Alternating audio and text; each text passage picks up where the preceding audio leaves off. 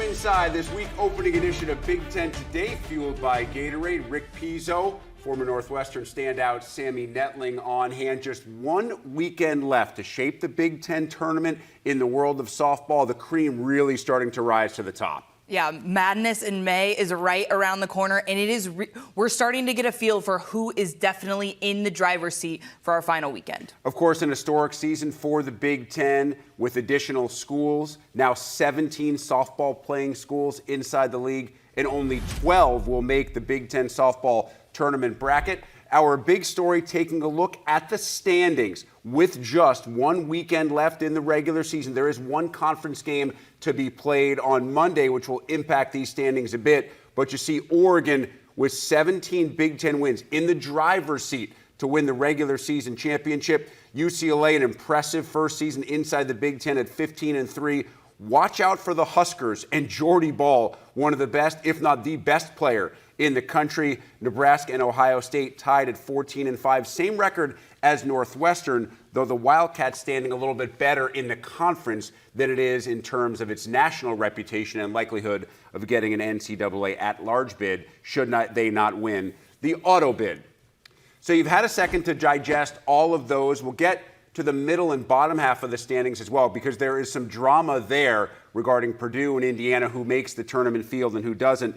But we start with what Oregon did this past weekend. The Ducks continue to show us that they have that combination of power, speed, and obviously grind inside the circle as well. They're a team that really checks every single box. Yeah, and this matchup was as advertised offensively, right? Both the Ducks and the Hoosiers, two of the best hitting teams, not just in the Big Ten, but nationally right now. And got to tip the cap to the Hoosiers, right? They attacked grind and really put her on her heels for the first time all season. She gave up 5 earned runs in the Sunday contents. That's the most she's given up in a single game all season long. But these Oregon Ducks, they are so relentless. Even when they got behind in game 1, and even when the Hoosiers were, starting a comeback there in game 3, they just have such composure, and they're able to take advantage of whatever miscues that the defense can give them. I mean, the Hoosiers surrendered 11 free passes to the Ducks in game 1. You just cannot do that with this type of offense in the box. Yeah, 4 straight wins now for Oregon overall and in the league. They're 10-1 away from home. They're 7-1 at home. They can beat you with hitting. They can beat you with pitching. And that's why this is a team that right now is a team, once it gets into the NCAA tournament, it's going to be a really tough out. And obviously they're going to have a high seed. They're going to have favorable location early on. But when it comes to Indiana, I'm glad you brought up the Hoosiers, because this is a team that's toward the bottom of the standings or in the middle of the league. And as I said, we'll discuss their tournament hopes coming up in a second in terms of the Big Ten tournament. But it's not very often that we see a team in that situation whose national reputation is so much better because of what it did in non-conference play. Yeah, and I think they're getting the respect that their offense deserves, right? You look at this lineup. I mean, this is one of, if not the best offenses in the entire country. And they went toe-to-toe with arguably the best arm in the entire country in Oregon's grind. But I think their Achilles heel continues to be the situation in the circle. They just have not had the consistency there from the arms in their bullpen, specifically Brianna Copeland this year. But they've still been able to hang around against tough teams because of how explosive and how impactful their offense can be to change the course of a game with one swing. It's interesting when you look at Indiana, they're 22-6 in the non-conference. So even with a record that's 3 games under 500, in the Big Ten, you have a good weekend this weekend against Purdue. You do a thing or two in the Big Ten tournament. May not have to win the auto bid to get into the NCAAs. All right, how about UCLA and Michigan? Now, this is the series. I mentioned there's a game coming up on Monday. They will finish off their series on Monday afternoon in Ann Arbor. The Bruins also continue to show us why they almost all year long have been ranked inside the top 10 and one of the top teams in the country. Yeah, this series for me has been all about the depth of UCLA's bullpen, right? They have Terry, they have Tinsley, and then the addition of Addison Fisher, their first year, has been phenomenal. And it's really been Fisher who's been able to get it done in the circle against the Wolverines so far in Game 1 and Game 2. She gets the save in Game 1. Terry started Game 2, ran into a little bit of trouble, and then Fisher comes in to close the door throughout that extra inning feat that we saw on Sunday. And so it'll be interesting to see if she gets the start potentially in Game 3 on Monday. But I think this UCLA team, for as good as Grind has been in terms of the by and far the best arm in the league, in my opinion, the UCLA Bruins have the deepest bullpen, not just in the Big Ten, but one of the best in the country, and it's been on full display in this series against Michigan. How much concern is there with Michigan right now? They started to find their stride a couple of weeks ago. Now suddenly the Wolverines have lost 5 in a row. Yeah, and I mean, you got to tip the cap to, they're playing tough teams, right? But their Achilles heel, it's not in the circle, right? They have the opposite problem of Indiana. They have incredible arms. Durkowski and Hain have done a great job in tempering this, what can be explosive UCLA offense so far in this series. Their Achilles heel is offensively, and trying to figure out how can we get momentum going, how can we take advantage of some key situational hitting when we do get some runners aboard. It's been a big an area of opportunity for them for sure, especially going into the final weekend. Nebraska-Washington, I think, was an interesting series this past weekend. I mentioned the emergence of Jordy Ball, and what she did on Sunday just kind of encapsulates what she's able to do as a pitcher and as a hitter. And if you're Rhonda Revelle, if you're this Husker team, you know that Jordy Ball is on your team and she's not on anybody else's team. And I'm not trying to make it simplistic,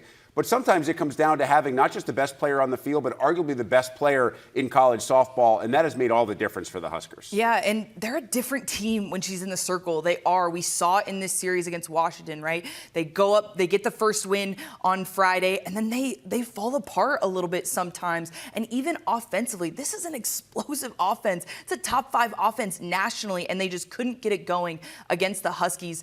You can tell that they play with a different level of confidence when Ball is in the circle. And so I think, especially for this Husker team that's looking, you know they're going to ride her in the postseason. So I look at a game like Friday. They had an opportunity to close the door, to end the game early and save some of those arm circles for Ball throughout the series, and they just were unable to do it. So those moments are going to be huge in terms of being able to ride her and have the longevity that they want to have throughout this postseason. Because you said it, when she's in the circle, I mean, at the plate. She's incredible. She's must-see TV. 23 strikeouts and 3 home runs on the weekend. I mean, she does it on both sides of the ball. She's just a really, really special player for the Huskers. That's like a season for most players. Quickly on Washington, they start 6-2 in the league. They've gone 4-6 in their last 10. A little bit like Michigan, though. You're just playing some really good teams over the last couple of weeks. Yeah, Washington may have had the toughest conference schedule in the Big Ten, right? They had to play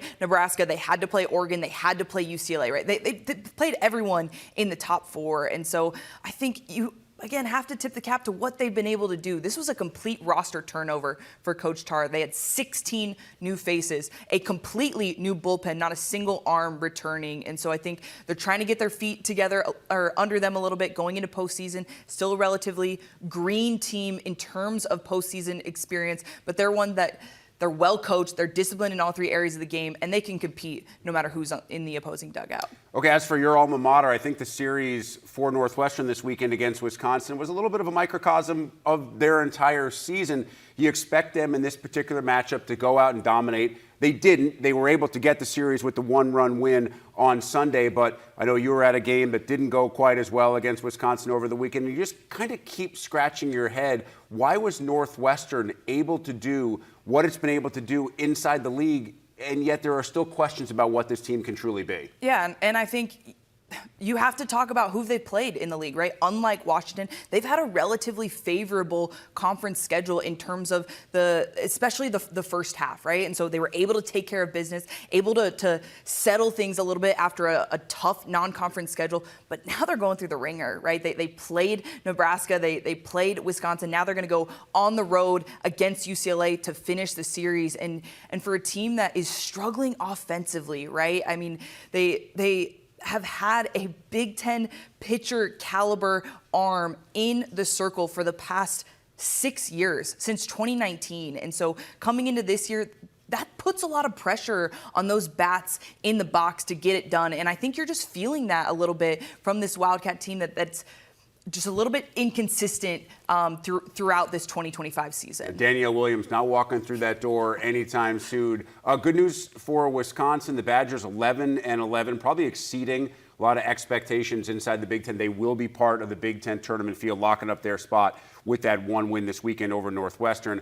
Do want to touch on the Purdue-Ohio State series, because you talk about teams that are exceeding expectations. And how about the Buckeyes? They've won 7 straight in the Big Ten. They've won 8 straight overall. They're suddenly inside the top 5 in the Big Ten standings. And right now, at the time you want to be playing your best, this Buckeye team is a squad that no one wants to be playing. Yeah, this offense, I mean, what Coach Kumar has been able to do in her first year at the helm is just incredible. I don't think I've seen it in terms of not a complete program turnover, but getting these athletes to buy into her offensive mindset. It's been incredible. They notched their 40th win this past year. That's the first time the Buckeyes have hit that mark since 2009. And so I just think this is an explosive offense. They're relatively young in the circle, but when that part of their game is able to be consistent, able to attack the zone and limit the free bases, this is an offense that truly can make pitchers concerned in the circle. And I know the old saying of defense wins championships and pitching, whether it's in baseball or softball, but you look back last couple of years at the NCAA Women's College World Series, you want to win games, you have to score runs. Yeah. 100%. And because the pitching isn't as shore up as they probably would like it to be right now, right? You need that offensive edge, right, to give you some wiggle room for your arms to play with. And so she always tells her pitchers, right, just give us a chance, right? You know what our offense can do. Keep us in the game within a swing, within a 4-run margin, and we can handle this, right? They have so much confidence in those bats, and it's going to be a really, really fun team to watch come postseason. And they'll finish up against an Illinois team right now that's struggling to get people out, and that is a tough matchup for the Illini pitchers against Ohio State coming up in the final regular season series. All right, more stuff still to come from Sammy. We shall look ahead to the finish line. The regular season does wrap up in less than a week's time. See what the Big Ten tournament bracket will look like when it's finally set in stone. But first, college football insider Ross Dellinger on potential CFP changes and what he expects from some of the Big Ten's biggest names in 2025. If you're a big college football fan and you don't follow Ross Dellinger on the X machine, well, you're doing it wrong. As Ross let us know recently, college football playoff leaders meeting to discuss future formats in the CFP, Big Ten, and SEC, not, in his words, quote, ramming through the multi-AQ 4-4-2-2-1 format, a clear sign, according to Ross, that compromise is afoot.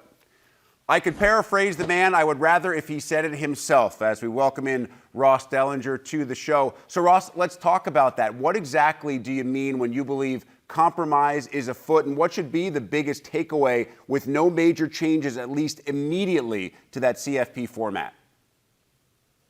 Yeah, so, Rick, as you mentioned, the conference commissioners met last week for 3 days in Dallas. I was down there, and there are 2 conversations happening, right? And they're happening on parallel tracks, right? And let's take the first conversation, right, which is what, if anything, to do with this year's playoff, the 2025 playoff. And the second question being asked is what to do about the format starting in 2026 and beyond. So the first part first, right? What to do about this year's playoff, Rick? It's 12. The format is 12 teams. Highest ranked 5 conference champions get an automatic bid into the field. And in the top 4 conference champions get seeded 1 through 4. And then there are 7 at-larges. So the question being debated among commissioners is, should this year's playoff move to a straight seeding format? The SEC and Big Ten have said they wanted to go to straight seeding. Now, that would mean that the seeding would mirror the CFP selection committee's rankings, right? So right now, again, the top 4 conference champions get the top 4 seeds. And the way to put this a little bit in perspective, Rick, is Arizona State was seeded 4th in last year's playoff after winning the Big 12. They got that seed, but they were ranked 12th. So in a straight seeding, they would be ranked. They would be seeded 12th, right? They would be seeded whatever they're ranked. Penn State was seeded, I believe, 6th, right? But they were ranked 4th, but they didn't win a conference champion, so they were not seeded in the top 4. Well, a straight seeding model, Penn State would have been seeded 4 instead of 6 because that was their ranking. So that's what they're discussing. But this year, to make any changes to the playoff this year, and this is important, Rick, it takes unanimity among all 11 members of the CFP board, which includes 10 conference commissioners of the FBS, each league, in Notre Dame. Right now, they just don't have the support enough to change it because they don't have unanimity to change the straight seeding. But they could eventually, because this conversation about this year is tethered to the conversation about the format for 2026 and beyond. And that's a new 6-year agreement from 2026 to 2031 that the CFP struck with ESPN, the television partner. And the big difference in that term is that the Big Ten and SEC, Rick, control format. They don't need unanimity to make these changes. So these two things are happening side by side. Where are conversations when it comes to format in 2026 and beyond? Well, the Big Ten has pushed now for more than a year a multiple AQ format where a single league can get as many as 4 AQs. It would be 4 AQs for the Big Ten in the SEC each, 2 AQs for the ACC and Big 12, 1 for the Group of 5, and then 1 at large. That's the proposal that's been discussed, especially pushed by the Big Ten. But these conversations continue over what to do about this year's playoff, and then what to do in the future. And they're running parallel side by side. And I would guess by July, Rick, that we'll have an answer on both of those questions. We also await the answer to the question about roster limits. It's a conversation that coaches don't really want to touch on right now because they're not sure if 105 will be the number, if that number will be a moving target, when they'll know exactly what the roster limit number will be. What can you tell us about that process, Ross? Yeah, speaking of complexities, if you thought the CFP was complex and kind of complicated to understand, Rick, wait till I get to the House settlement roster conversation. It can be really confusing, so I try to make it as simple as possible. The NCAA and the power conferences agreed to settle a lawsuit over athlete compensation. It's actually 3 lawsuits, but the one it's known by is House, so the House settlement. And part of that settlement is permitting schools to share revenue with athletes in the future. That's the big part of that settlement. You hear often the rev share. That's what their people were referring to. But the overshadowed portion of that agreement, that settlement agreement, is the implementation of the roster limits in sports. Right now, there are no roster limits in NCAA sports. Sport can basically have as many walk-ons and as many roster spots as a school will permit. The only real restriction is on scholarships per sport. So I'll give you an example, right? Football has scholarships, a limit of 85, but a lot of teams keep as many as 130 football players on the roster. They can just scholarship 85. Well, under the settlement agreement, there's now a roster limit for football of 105, but schools can scholarship a full roster. So you can scholarship all 105. So there's a new roster cap, and this has led to thousands of players being cut. Mostly football, track, and swimming are probably the 3 big cross country as well, the 3 or 4 big sports that have the biggest rosters and have to cut down. So again, let's take football, for example. They're going from 130 to 105. That's 25 players on average that are going to be cut from a roster. Now, how does this affect the approval of the settlement, right? Well, and by the way, the settlement's approval is imperative, right? It keeps the NCAA and power leagues so they don't have to go to fight a long court battle that could cost $10+ billion. So it would avoid that. Well, the judge whose job it is to approve the settlement and usher in all this that we've talked about has said that she will approve it. She will grant approval of the settlement, but only if roster limits are phased in. She wants all athletes that are currently on rosters to have their roster spot protected for the duration of their eligibility. Attorneys and college power conference commissioners have been meeting the last few days over the weekend. And as we reported Friday, they are working on a response to the judge that would, if it's finalized, grandfather in those currently on a roster or those who have been cut this past year because of the settlement in the roster limits.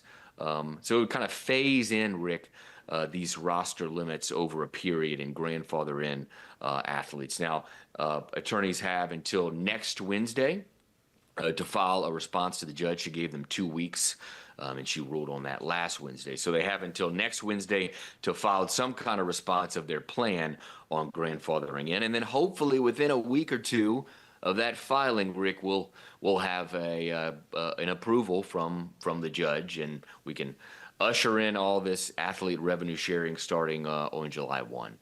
All right, Ross, one more topic here. Got about a minute to talk about the 5-year plan, if you will. And no, this is not students who decide that they want to take an extra year at college because they like it so much. And with the COVID thing, we saw athletes in college for 6, 7, 8 years. But now the conversation about whether standard eligibility goes from 4 to 5 years. How likely are we there? How likely will we get there, and how quickly? Well, this is a real concern for college leaders right now, right? There have been about a dozen or so lawsuits filed of players suing for extra years of eligibility. And Rick, in the past, judges have upheld NCAA eligibility rules because they primarily tied them to education. And they said they weren't subject to antitrust law. But with NIL and rev share, some judges are now saying that eligibility rules restrain economic or financial opportunities for athletes, or i.e., NIL deals, basically, and Rutgers safety, right? The Jet Elad just challenged the NCAA and won and got an extra year. So what now, right, for the NCAA, as you mentioned, are these rules changing? The NCAA is exploring the idea of giving a player 5 playing seasons over 5 years instead of the current 4 seasons over 5 years. So given basically a full extra year, but that rule hasn't happened yet. That rule change hasn't happened yet, and I would not expect it to happen until the settlement, or unless the settlement is approved. All these things kind of tethered together. As has been the case the last couple of years in college football, the only thing that remains standard is change. Not quite done with Ross. When we come back, we are feeling the draft. What to make of Ohio State's historic crop of newly drafted NFL players. Plus, what about the quarterbacks who actually return under center? That convo and more when Big Ten Today returns. Ohio State came up just 1 pick short of tying the all-time modern record for most NFL draft selections by one school in a single draft. Georgia, back in 2022, had 15 players selected.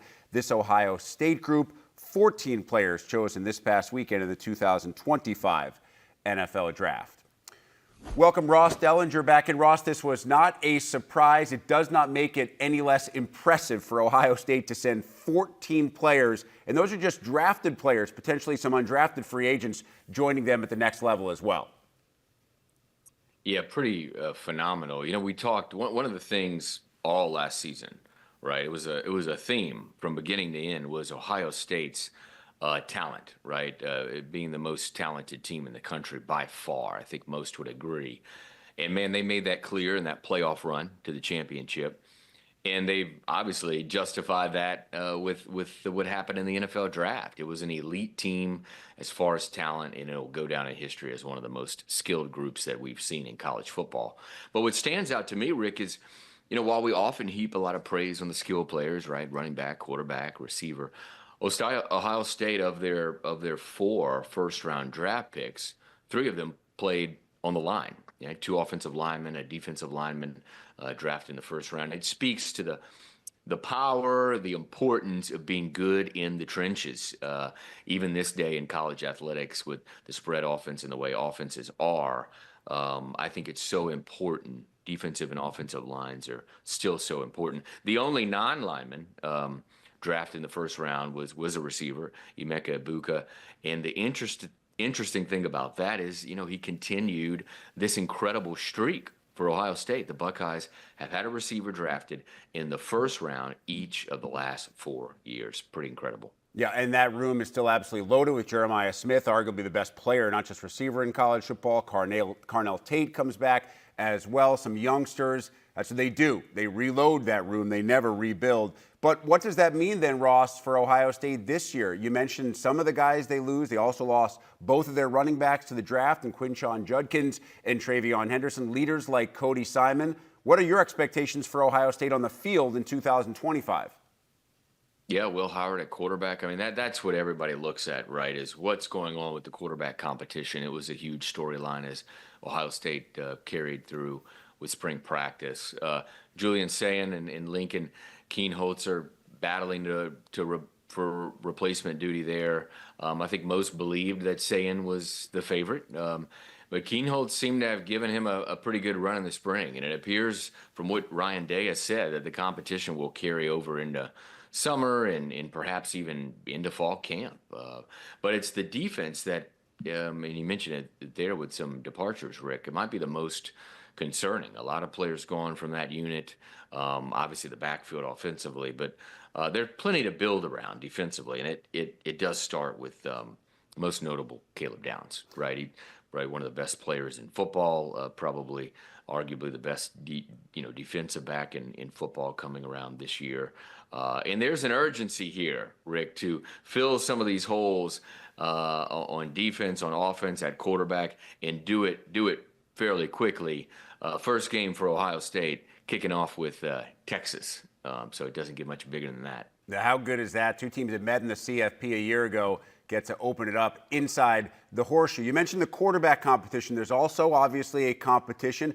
Who wants to succeed Dylan Gabriel at Oregon? It's between Dante Moore, Austin Novosad. Much like the case at Ohio State was saying, everybody kind of assumed it was going to be Dante Moore after his transfer from UCLA, but word from Eugene is that he is being pushed by his competitor as well in that competition. Yeah, and that's part of it. Part of a lot of this could be forced competition from coaches, right? There's nothing that coaches like more than competition. It makes everybody better, and so I think some of this is a forced competition. When you look at Dante Moore, very familiar name, right? Highly rated prospect out of Ohio. He transferred in from UCLA, and you're right. In a lot of, Michigan. I'm sorry, and a lot of folks did kind of pencil in him as a starter, but you never know. Again, these coaches love competition, love to fuel this competition. But when you look at some of the places that where Oregon lost, they really landed some pretty sought-after transfers, right? You look at Mekhi Hughes and a couple of offensive tackles from Nevada and Texas State they picked up. So they plugged some really big holes. And don't forget about the guy from Purdue right there in the conference, Dylan Thieneman. He set Purdue records for interceptions and tackles as a freshman. Can the Ducks follow up one of the best regular seasons we've seen recently in the Big Ten with a better postseason run? That's the question. Certainly those transfers they brought in will help.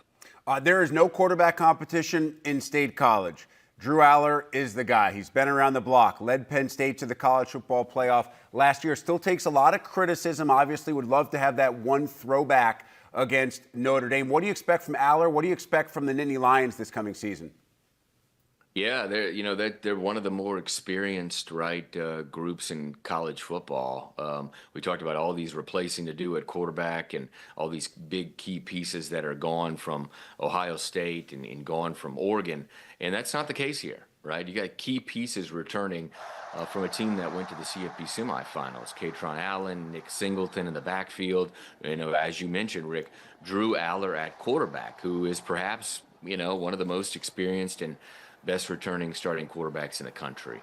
Now, James Franklin's crew does lose some players, right? You look at Tyler Warren at tight end. He is hard player to replace, an incredibly explosive player, exciting player. But they've got a couple of transfers coming in, Kyron Hudson and Devontae Ross, that should help fill the void by Mr. Warren's departure. On defense, you've got to find a replacement for first-round talent Abdul Carter, and maybe deny Dennis Sutton will be that guy. He should start out as a All-American, All-Big Ten type player. And you also look at the coaching ranks and the staff here, right? Too. You look at what Penn State did in the offseason by landing Jim Knowles, formerly Ohio State's defensive coordinator. And while that was a huge get, right, you got to replace some of these guys on the field. But no doubt about it, when you look at these top 4 or 5 programs in the Big Ten, Rick, Penn State has the most expectations probably going into this season because they return the most, right? And they've invested in a way that probably we haven't quite seen in the past. That's as a team. As an individual, I'm not sure that anybody has higher expectations, certainly no freshman, than Bryce Underwood. By all accounts, he has lived up to those during Michigan's spring ball. Ross, what are you hearing about the Wolverine quarterback? Yeah, big quarterback competition there, right? I mean, all eyes are on Bryce Underwood. He decommitted from LSU last fall, right? Signed with the Wolverines, and what was one of the biggest flips that we saw in the 2025 cycle. Can he win the job over Fresno transfer Mikey Keene? It seems like a close battle, but again, I would caution. I think all of these quarterback competitions, the coaches want a close, hard-fought battle. But I think most people have pointed the finger that Bryce Underwood will be Michigan's starting quarterback starting this season. And hey, both lines should be pretty solid for Michigan too. So the Wolverines have a good making of a program that should improve on 7 regular season wins. And we saw potential there, right? The last month of the season. They gave Indiana a test. They blew out Northwestern. Of course, they beat Ohio State, and then they won in the bowl game against Alabama. Yeah, certainly some momentum for Sharon Moore and company heading into the 2025 season. Great stuff as always, Ross. Appreciate all the info and insight. And after a championship caliber weekend for Northwestern lacrosse, Ohio State women's tennis, and a pair of UCLA squads will crown the latest champs when Big Ten Today returns right after this.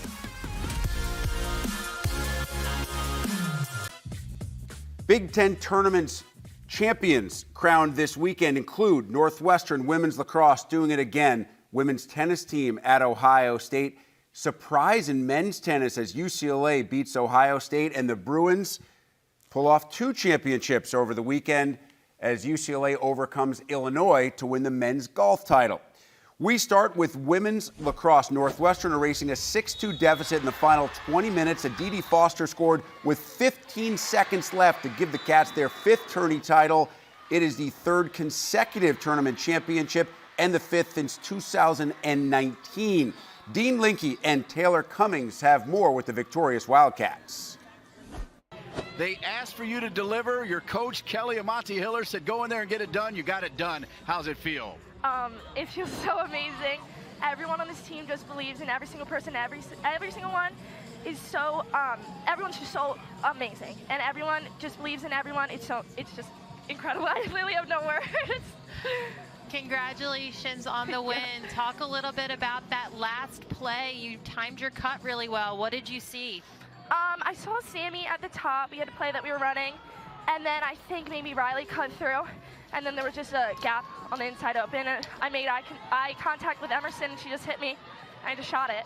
What is it about this team that can handle any kind of adversity? It's the belief. We sat down after our game after Hopkins. It wasn't our best game that we could have given. Hopkins played really amazing. And we just sat down and we're like, what's our core beliefs? It's our heart, it's our belief, it's our drive that we can do anything on this field together. Jane Hansen, the most outstanding player. Jane, what does it mean to win both the tournament and the MOP? It's just an amazing feeling. I love my teammates so much, and I have so much belief in them, and we have so much belief in each other, and I'm just so glad that we came out on top today.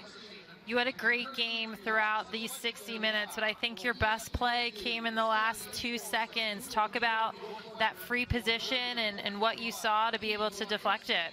I mean, Maryland has unbelievable players on the 8-meter, and I was having trouble all game, and I looked at my teammates, and they instilled some belief in me, and I knew I had to step up big at the end. I'm really proud of them. It definitely wasn't pretty. I think, credit to Maryland defensively, and then Soriano in the cage. She was phenomenal. But I was just really proud of how they stuck together and just found a way, and really just had each other's backs throughout. You had a couple of players who don't normally see a ton of time contribute for you with Cumberland and Foster. Just talk about their play and how they stepped up on the biggest stage. Yeah, I just kind of had a feeling, talked to Scott throughout. I think when they went in, they were doing good things, and I just think it speaks to the practice setting and them working hard and having the confidence to come out here and finish when the time is right. All right, so another trophy headed back to Evanston, but now also comes the third season for the Wildcats, the NCAA tournament. Absolutely. We've guaranteed our spot, so we're very excited about the opportunity. Hopefully we get the opportunity to host in Evanston, and just really believe in this team and the potential ahead.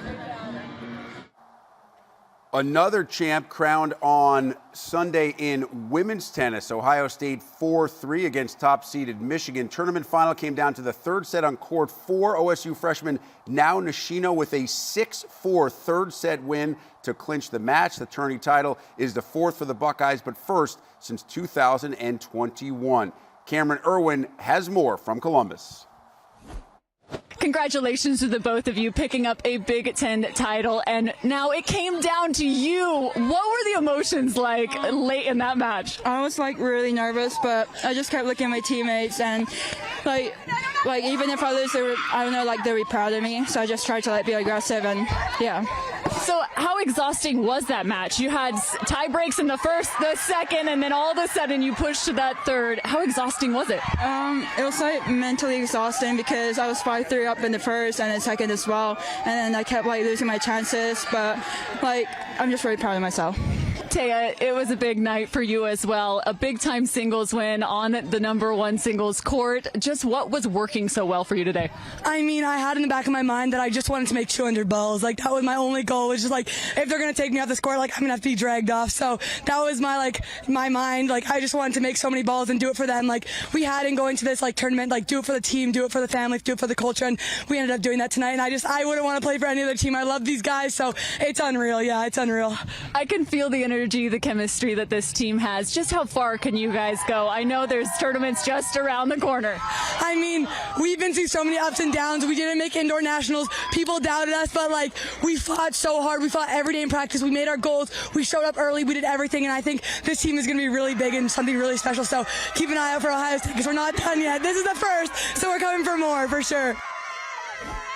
And that was the first women's tennis tourney out at Ojai in California. Meanwhile, in Columbus, UCLA accomplished the unthinkable, knocked off Ohio State. Entering this tournament, Buckeyes had won 74 consecutive home matches, hadn't lost to a Big Ten team at home since 2003.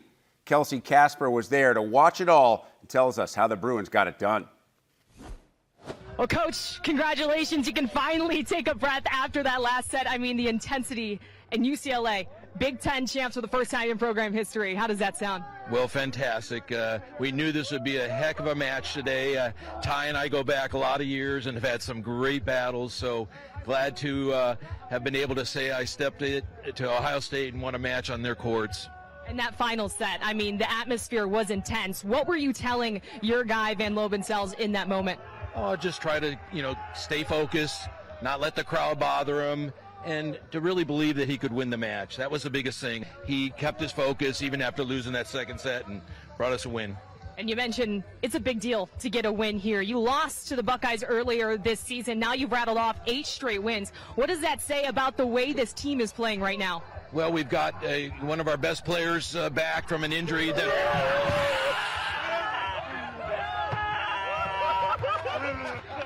That was good. Coach, how does that feel? Fantastic. Well worth it. But anyhow, I forget what we were talking about, but, great win. And, I think this is on my bucket list to have ever won here. So after 42 years, it's fantastic. Props to Coach for handling the Ice Bucket Challenge. As for UCLA golf, claiming the Big Ten men's team and individual titles. Very first year inside the league. A solid final round, 2 over. Really tough conditions for the Bruins. Omar Morales is your individual champ. Emma Carpenter has more with the Bruins from Baltimore Country Club. Coach Kirakosian, in your third season as head coach for UCLA, your first appearance at the Big Ten Championship, your team is the first ever UCLA Bruins to call themselves Big Ten champions. What does this win mean for your program? Oh man, I mean it's so amazing. You know, you prepare all year for moments like this to play in conference championships. It's huge. I mean, winning in the regular season's awesome, but winning a conference championship just really brings it all together. It's memories that our guys are going to share for a lifetime. When you win a championship like this together, they'll always be able to share this moment. We'll be talking about this final round for years to come. And Coach, it was not easy out there today. What aspects of your team's play stood out to you, and how did the players effectively execute the game plan? You know, we actually love playing in the wind. So we were excited when we knew the forecast was going to be windy, but that doesn't make it easy. It was extremely difficult. It's probably one of the most difficult rounds of golf we probably played all year long as far as conditions go. Just so proud of the way the guys competed. They fought hard. They never gave up. It was brutal. Making those putts in this wind is excruciatingly difficult, and I'm just so proud of them the way that they hung in there and fought till the end. And Coach, the season's not over yet. You are moving towards bigger goals. Now, how does this win position your team heading into NCAA regionals? Yeah, I mean, I think hopefully it breeds confidence. Regionals is never easy. It's stressful, it's tough, so we're going to try to enjoy this moment now. But yes, once we get home, we're going to have to kind of put this behind us, reset, and get ready for that next stage. So hopefully we can be competing in Lacrosse in a few weeks. Take a look at the big board and matchups inside the Big Ten. Final weekend of the regular season in softball. Indiana, Purdue, always fun when those in-state rivals get together, playing for a spot inside the Big Ten tournament. Couple of huge series on the far right-hand side of your screen. Oregon trying to lock up the regular season title. UCLA hoping that Michigan State helps them out a little bit, and then the Bruins can take care of business against Northwestern. Both of those series out on the West Coast. Here's how the tournament bracket stands with one weekend still left to play. You see the teams that will be involved in the first round on May the 7th. Then the quarterfinals would include the winners of those games and the top 4 seeds getting a first round bye into the quarters. Semifinals come your way on May 9th, and then the winners play for the championship the following day. You can see all those games right here on the Big Ten Network. But before we get to tournament time, we have to finish up the regular season. Sammy Nettling helping us look ahead to the final weekend of the regular season, starting in Eugene, where Oregon has a chance to lock things up. The magic number, if you will, is 2. Doesn't really matter what happens elsewhere. If the Ducks can win the first 2 games against the Spartans, they're your regular season Big Ten champs. Yeah, and what a tremendous cap to this season that would be for Coach Lombardi, right? And I think especially, you know, our Big Ten audience may not know this, but this Oregon program at the start of the 2010s was a perennial Women's College World Series appearance team, right? They went on a streak where they won conference championships 5 of a 6-year span at one point. And then there was some turnover when the previous head coach left to take the job at Texas. And Coach Lombardi stepped in really at kind of the start of the transfer portal era. And there was a flock of exits from that roster. And she has slowly but surely rebuilt this program to be a perennial national contender. And so I think it would just be a tremendous bookend to what this season has been if they're able to seal the deal at home. If they don't, UCLA certainly hopes to be able to walk through that door just down the coast. The Bruins hosting Northwestern. Obviously a huge weekend for UCLA, but also, Sammy, a massive weekend for Northwestern in terms of RPI and potential at-large selection if they don't win the Big Ten tournament and get the auto bid. Yeah, the previous 3-peat Big Ten champions are in unfamiliar territory, right? They are playing to even have a chance at a first-round bye in the Big Ten tournament. This is a very different feel for this lineup. They're going into a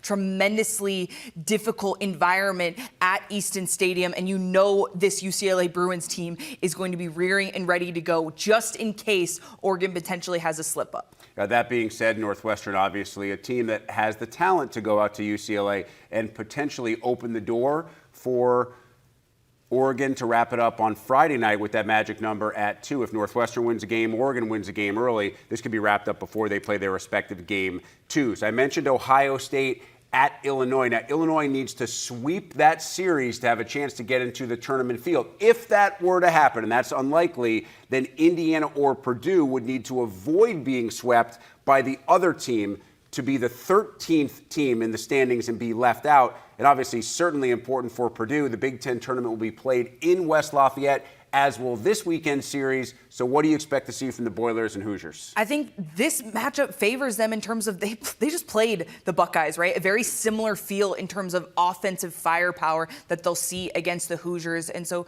I felt like Matty Elish in Sunday's game against the Buckeyes had a much cleaner approach in the circle. And if they can limit the free passes, limit the defensive miscues, that was what got them against the Buckeyes. They cannot afford to give the Hoosiers any more momentum offensively. And in all likelihood, both these teams are going to be part of the Big Ten tournament field. Purdue certainly wants to be there as the host and would love to have some momentum after playing at home 3 days before the tournament throws its first pitch. For Sammy Netling and Ross Dellinger, I'm Rick Pizzo. Thanks for being with us on Big Ten Today.